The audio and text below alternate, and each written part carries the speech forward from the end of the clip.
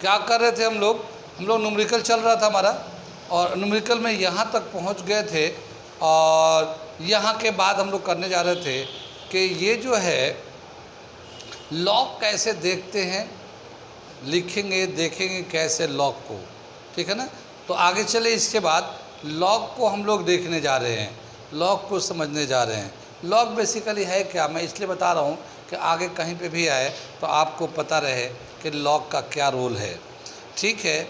जब भी कभी कॉम्प्लिकेट मल्टीप्लाई डिवाइड होता है तो उसको सिंप्लीफाई करना चाहते हैं, तो वो सिंप्लीफाई करेंगे तो बहुत ही हैक्टिक हो जाता मल्टीप्लाई डिवाइड। तो उसके लिए एक तरीका दिया गया है कि लॉग से निकाल सिंप्लीफाई कर दीजिए। जैसे मैं एक नंबर दे रहा हूँ, इसको देखिए, ऐसे दे रखा है 1.0125 10⁻³ मल्टीप्लाई 0.00259 अपॉन 395.65 10⁻⁷। अब ऐसे नंबर दे रखे, अब बोला कि इसको सिंप्लीफाई करिए, ठीक है ना। तो हम लोग क्या करेंगे, इसको इससे मल्टीप्लाई करेंगे, फिर ये जो नंबर आएगा इसको डिवाइड करेंगे, और फिर ये जो पावर है इसको अलग से अरेंज करेंगे। ऐसे और भी हैं, बहुत सारी चीज़ें हैं। जैसे मान लो इस पर हम लोगों ने स्क्वायर लगा दिया, इस पर लगा दिया स्क्वायर। तो इस तरह के नंबर को करने के लिए बहुत ज़्यादा टाइम चाहिए, मेहनत लगता है, गलती होने का चांस बढ़ जाता है, एरर्स प्रोबेबिलिटी बढ़ जाता है।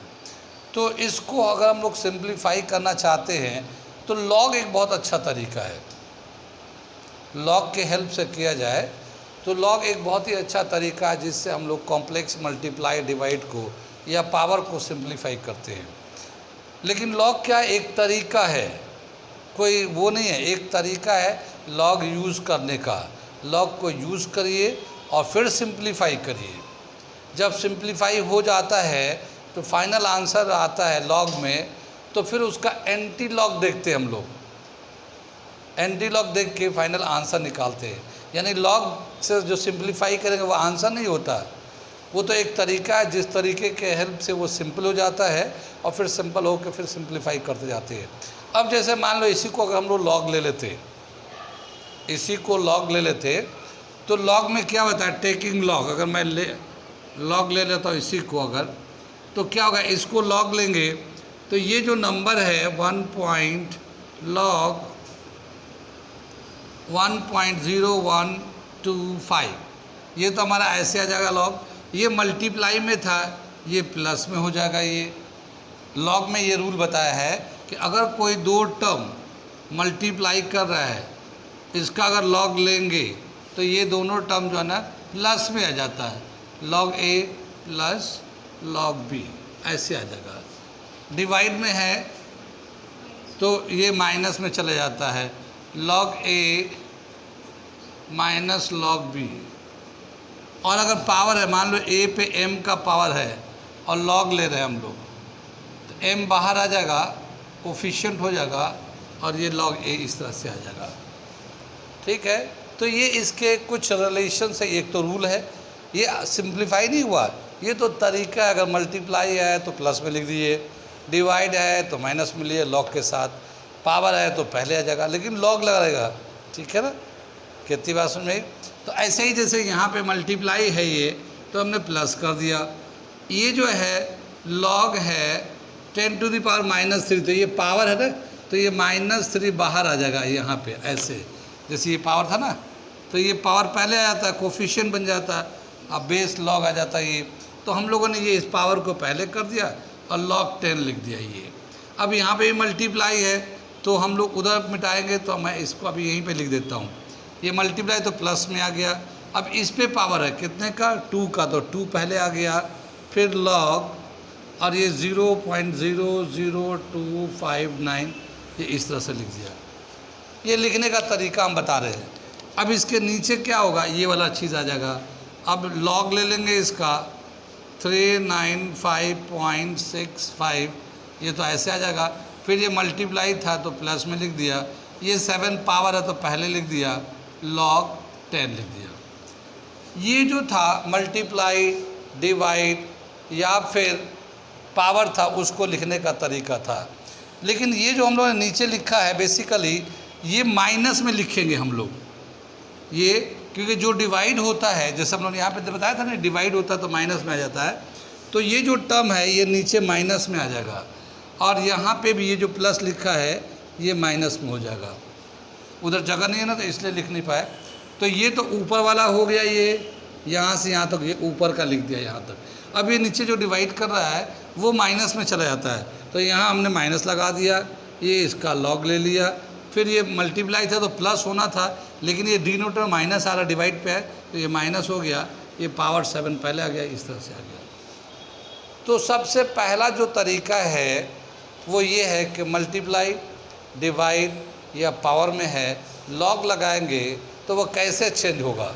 जितना जब मल्टीप्लाई हो रहा होगा वो सब प्लस में चेंज हो जाएगा, जो डिवाइड कर रहा होगा वो माइनस में चेंज हो जाएगा, माइनस आ जाएगा उसके सामने, और जो पावर होता है वो कोफिशिएंट बन जाता है। एक रूल तो ये दे रखा है। अब जो दूसरा रूल दे रखा है लॉग को देखने के लिए वो अभी बता रहा हूँ, ठीक है। ठीक है, एक तरीका ये समझ में आया कि जब भी कभी कॉम्प्लिकेट नंबर होगा, मल्टीप्लाई में, डिवाइड में, पावर में दे रखा है, तो उसको लॉग लेके हम लोग इस तरह सिंप्लीफाई कर सकते हैं, ठीक है। अब जैसे हम लोग 2 पे 10 का पावर, बहुत मुश्किल हो जाएगा करना, 2 पे 10 का पावर, हाँ 100 का पावर बहुत ही मुश्किल है करना, लेकिन लॉग से बहुत आसान है। क्या करेंगे, जब इसका लॉग ले लेंगे, टेकिंग लॉग कर लेते हैं, टेकिंग लॉग, ठीक है ना, इसे मिटा दे। ये 2-3 रूल्स हमने बताए थे, नोट कर लिया आप लोगों ने, इसे मिटा देते हैं। अब 2 पे 100 का पावर है, निकालना बहुत मुश्किल है, लेकिन लॉग लगा के निकाल सकते हैं। लॉग 2, ये जो पावर है ना ये कोफिशिएंट हो जाएगा, 100 लॉग 2। अब लॉग 2 का कितना वैल्यू होगा वो हम लोग टेबल से देख लेंगे। लॉग का टेबल भी है, एंटी लॉग का भी टेबल है, तो मैं अभी आगे चल के बताऊंगा कैसे क्या होता है, देखते हैं। ये तो पहला रूल था जो हम लोग कर रहे थे, मल्टीप्लाई, डिवाइड एंड पावर का।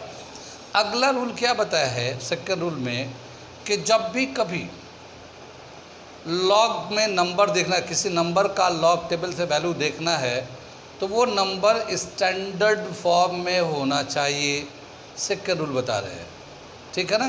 तो सेकंड रूल में क्या बोला, स्टैंडर्ड फॉर्म, नंबर का स्टैंडर्ड फॉर्म में होना चाहिए। अब स्टैंडर्ड फॉर्म का क्या मतलब हुआ वो मैं बता रहा हूँ। जैसे सपोज करो 0.000125 है, ठीक है ना। अब इसको बोला स्टैंडर्ड फॉर्म में लिखिए।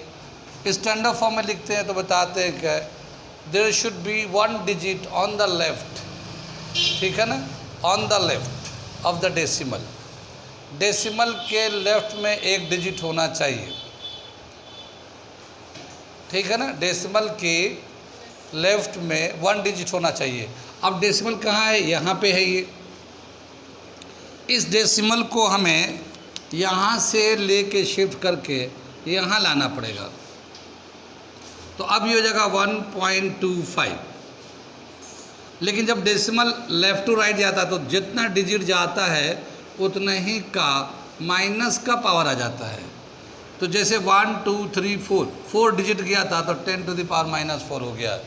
तो यही नंबर जो हम लोगों ने ऐसे लिखा हुआ था स्टैंडर्ड फॉर्म में ऐसा हो गया। अब इसका हम लोग वैल्यू देखेंगे लॉग के टेबल में।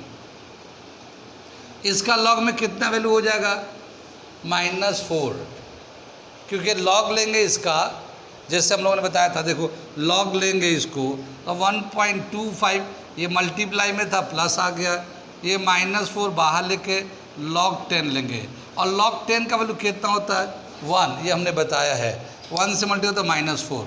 तो इसका जितना पावर होता है लॉग लेंगे 10 पे जितने का पावर होता है जब लॉग लेते हैं तो वही उसका आंसर होता है, ठीक है ना। तो ये जैसे 4 आ गया इसका तो 4 आ जाएगा। अब ये 1.25 का लॉग में वैल्यू देखेंगे, ठीक है ना। ये तो एक तरह का नंबर था। अगर मान लो ऐसे नंबर होता है 56291.23 ऐसे दे रखा है।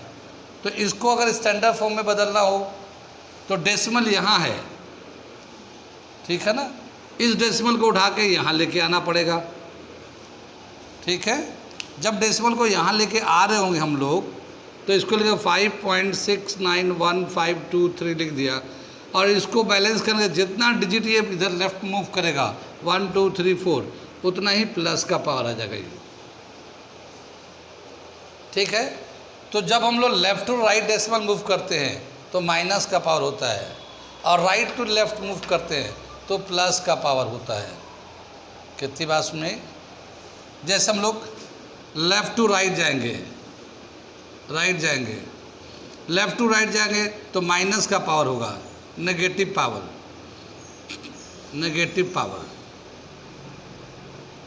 और राइट टू लेफ्ट मूव करेंगे तो पॉजिटिव पावर होगा डेसिमल में, ठीक है ना।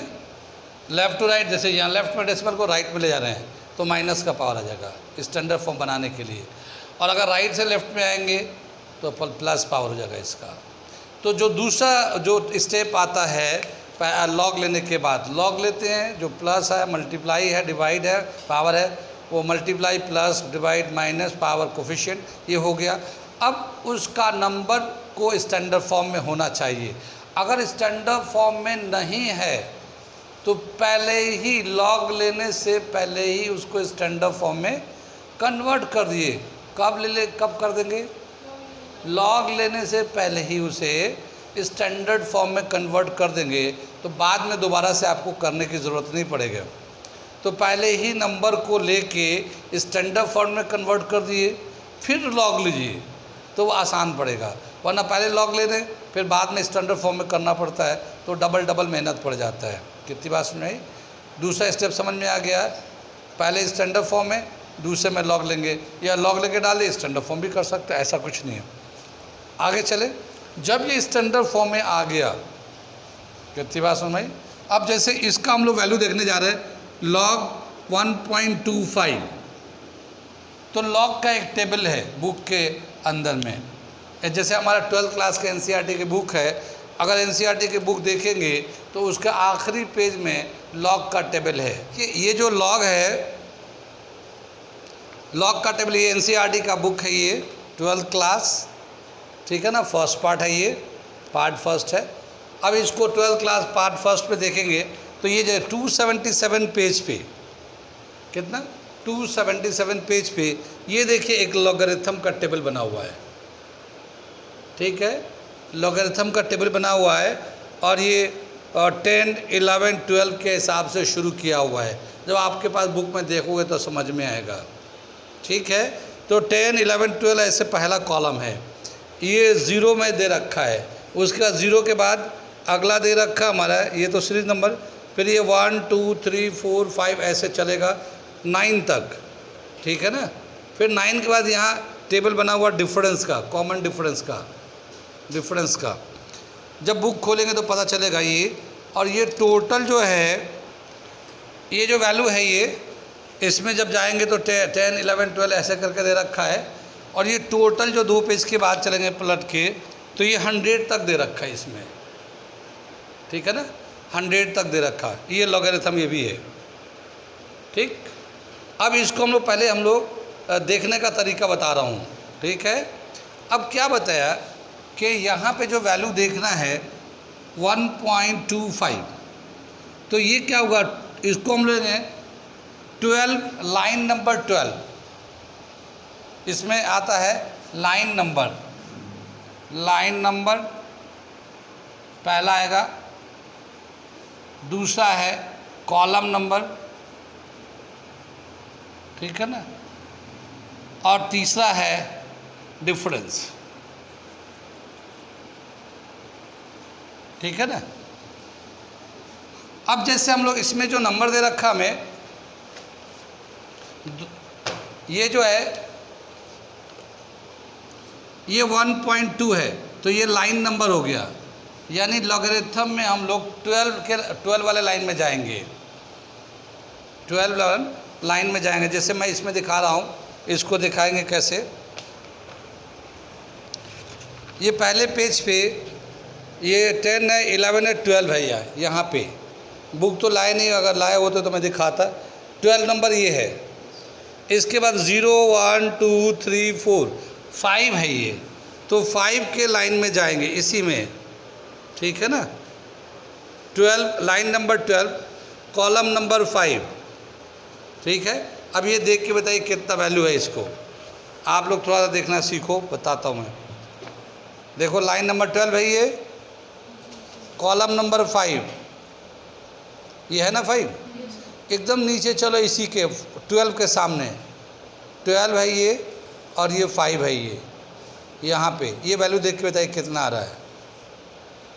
ये है ना, ये 12 है और ये 5 के कॉलम है ना, ये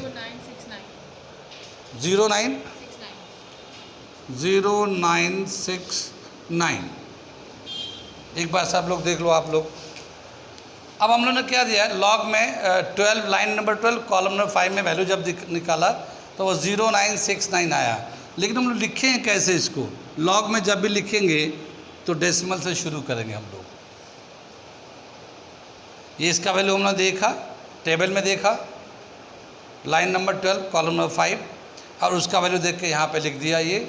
लेकिन ये डेसिमल से शुरू होगा। लॉग जब भी कभी देखेंगे स्टैंडर्ड फॉर्म में लिखा रहेगा तो उसका लॉग लेंगे, लॉग लेने के बाद जब हम लोग टेबल में देखेंगे उसका, तो जो भी वैल्यू आएगा वो डेसिमल आ जाएगा।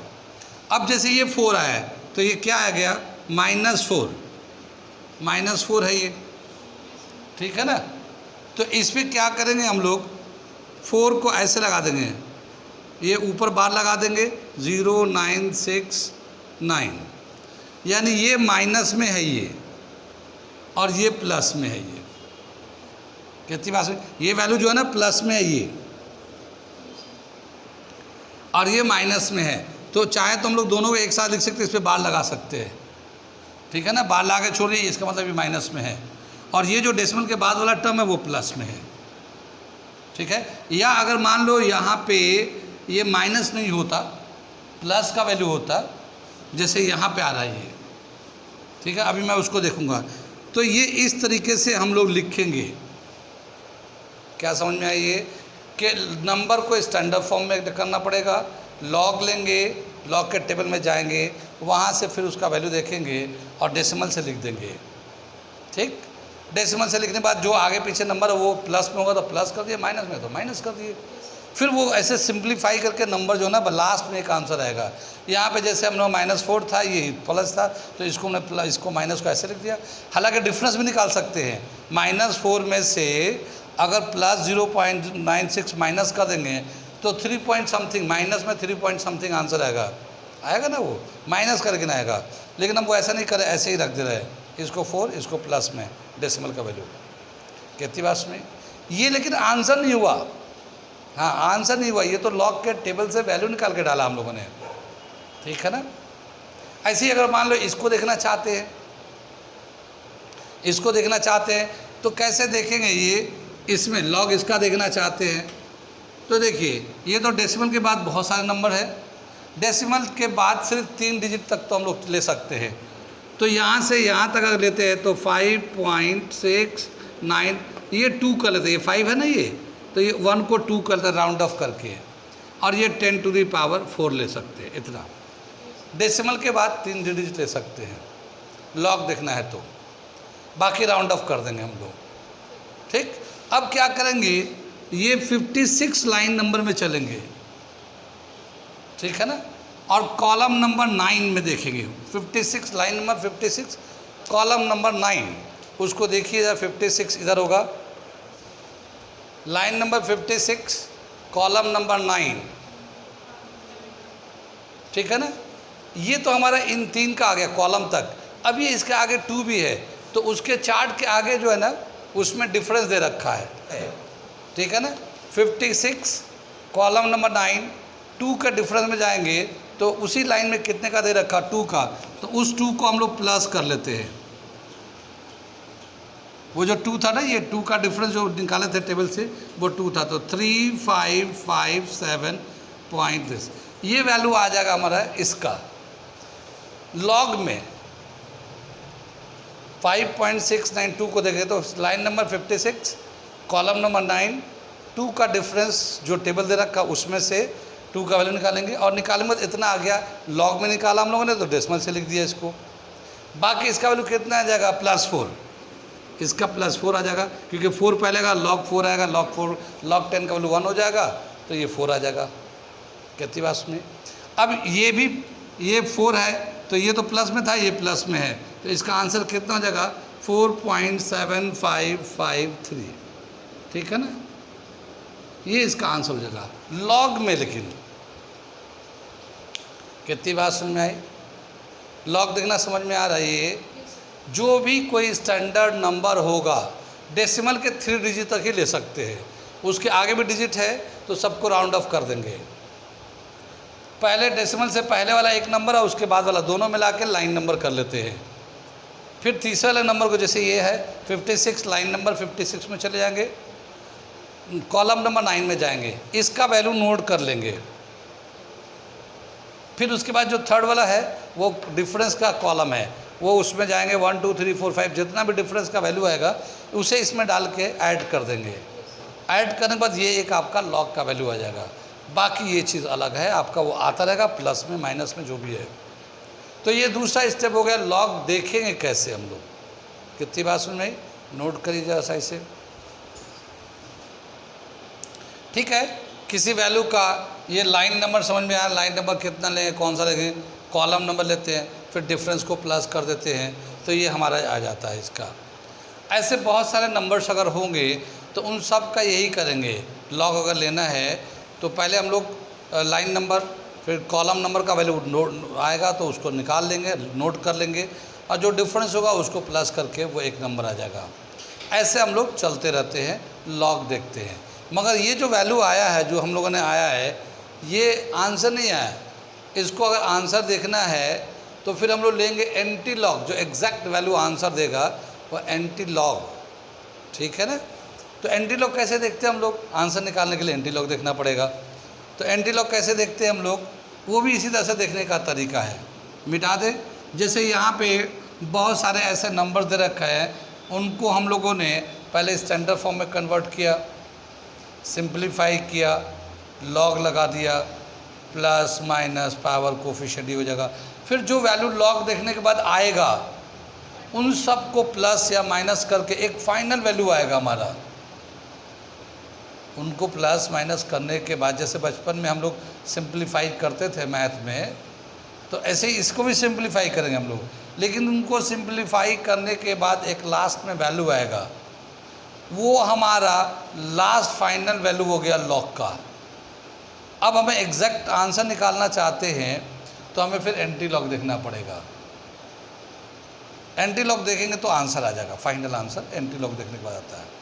अब हम लोग एंटी लॉग देखते कैसे हैं, ठीक है ना, तो इसे मिटा दूं मैं, ठीक है। अब हम लोग एंटी लॉग कैसे देखेंगे वो हम एंटी लॉग दिखाने को बता रहे हैं। जिस तरह से लॉग देखने का अभी कर रहे थे, तो बहुत सारे लोगों को समझ में आया भी होगा, आ रहा होगा, ये एक तरीका है, ठीक है ना। तो अब हम लोग एंटी लॉग देखेंगे। मान लो बहुत सारे नंबर्स थे, उनको स्टैंडर्ड फॉर्म में लिखा, लिखने के बाद लॉग लिया, लॉग लेने के बाद कुछ प्लस थे माइनस थे, सिंप्लीफाई करते करते करते लास्ट में हमारे पास वैल्यू आ जाता है, मान लो 3.1259 हम लोग को लास्ट में वैल्यू लिखा हम लोगों ने, ये आया लॉग का, पूरा करने के बाद ये आया। अब हमें आंसर करना है, आंसर निकालना है। तो अब हम लोग देखेंगे एंटी लॉग। अब हम लोग इसका एंटी लॉग लेंगे, taking anti log. Anti log देखने जा रहे हैं हम लोग, तो कैसे एंटी लॉग निकालेंगे इसका। ये जो कोफिशिएंट से पहले, डेसिमल से पहले जो नंबर है, ये जो नंबर है ये सीधा पावर बन जाएगा 10 to the power 3 है ना, ये 10 to the power 3 हो जाएगा।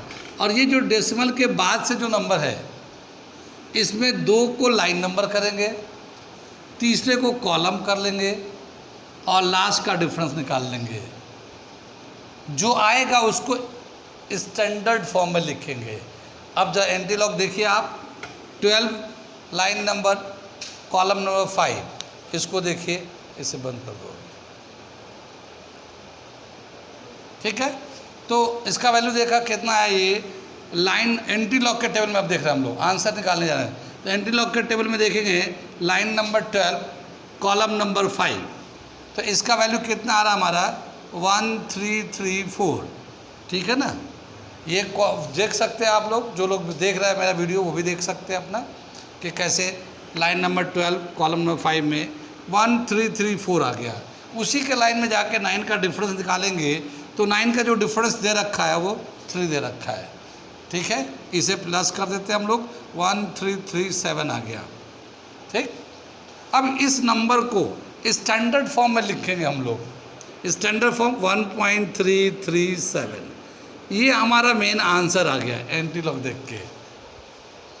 क्या समझ में आया कि जो हम लोगों ने लॉग में सिंप्लीफाई करके फाइनल जो ये आंसर लाया था 3.1259, ये हमारा लॉग का आंसर आया था। अब हमें फाइनल एग्जैक्ट आंसर चाहिए, तो लॉग से सिंप्लीफाई हुआ था, अब उसका रियल आंसर लेने के लिए हमें एंटी लॉग देखना पड़ता है। तो ये जो डेसिमल से पहले नंबर था वो तो पावर में चला गया। ठीक, और डेसिमल के बाद का जो नंबर है वो 2 का लाइन नंबर बनाते हैं, 3rd का कॉलम बनाते हैं, और उसमें जाके उस कॉलम में जाके उसका वैल्यू लेते हैं वहाँ से। जैसे अब इसमें दिया हुआ, जो लोग देखना चाहे देख सकते हैं, 1.1334 है।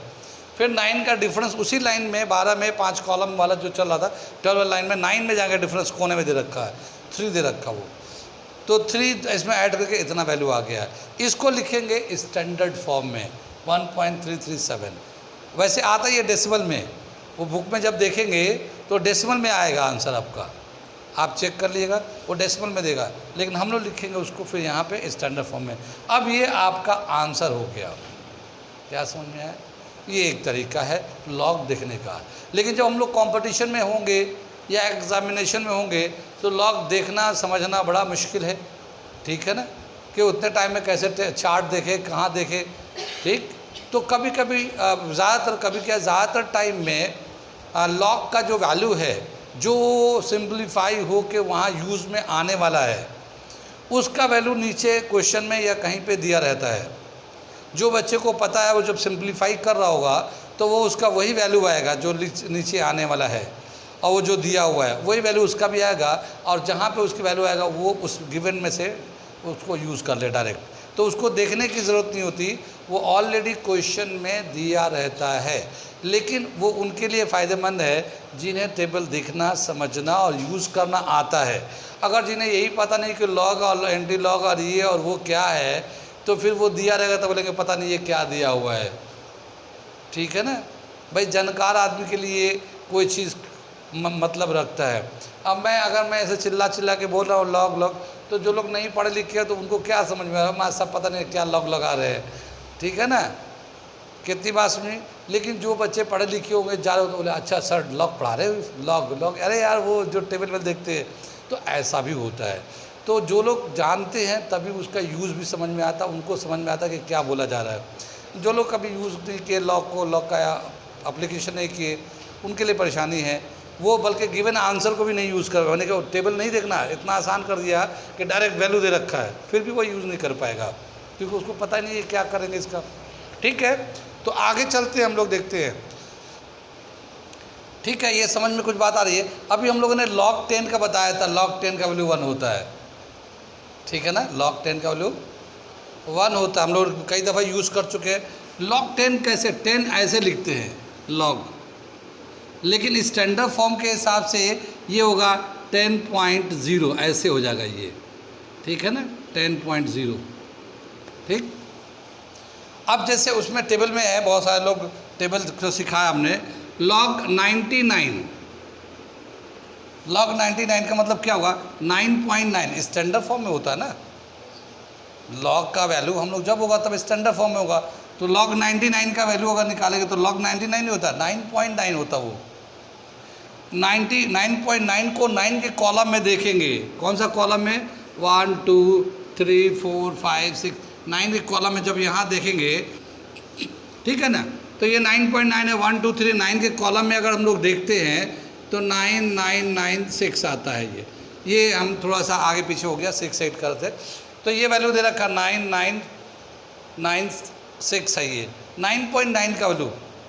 इसके बाद जैसे डेसिमल में 1 लेंगे तो ये 10 हो जाएगा, और जब 10 लेंगे तो ये आगे चल के ये आ जाता 1 मतलब ये 0.9996 है ना, तो ये पूरा 0 हो जाएगा, यहाँ 1 आ जाता है।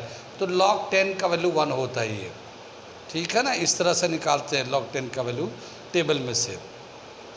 कितनी बात में तो log 10 का वैल्यू दे रखा है। कुछ तो समझ में आ ही रहा होगा log क्या चीज़ है और कैसे हम लोग करेंगे, एंटी लॉग कैसे देखेंगे उसको, ठीक है।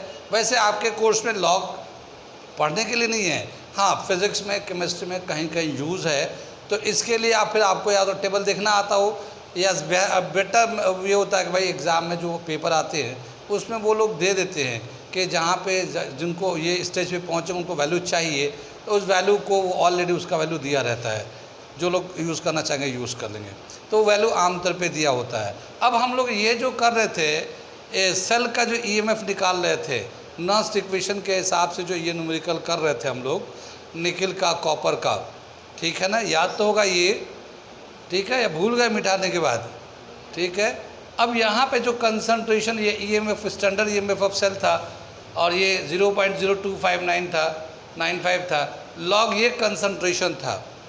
अब इसको हम लोग सिंप्लीफाई करते हैं, फिर लॉग देखेंगे इसका, ठीक है ना।